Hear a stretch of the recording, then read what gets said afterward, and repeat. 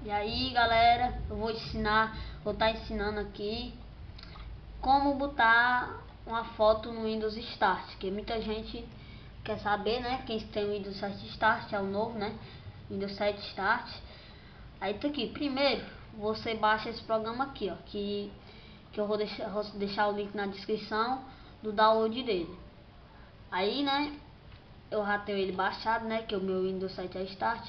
Tá aqui ele aqui, ó. Eu vou abrir ele, que é esse bichinho aqui, ó. Esse bichinho aqui, ó. Aí tá aqui, ó. Você selecionar a pasta, ó, documento, download, vai ter as fotos. Aí bota aqui em abandono, que é a imagem, né? Aí aqui, ó, se você quiser botar outras fotos, né? Você bota selecionar todos, melhor dizer, limpar. Tá aqui, ó, deixa eu selecionar todos aqui, ó. Pronto, se você quiser, quando você botar, né, tá aqui, ó. Aí bota aqui, ó, você bota os minutos aqui, ó, modificar a imagem a cada. Aí tem aqui, ó, 1 minuto, 5 minutos, 10 minutos, 15, 30 e 1 hora todo dia.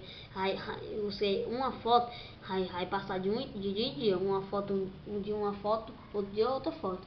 Aí você bota salvar a bateria, ou salvar a alteração, desculpe. Pronto, vai estar aí, ó. Eu botei em 1 minuto, se eu não vou esperar, né? Mas tá aí, ó. E quando você desligar e ligar de novo, não vai estar mais a foto. Esse programa é assim, não sei porquê.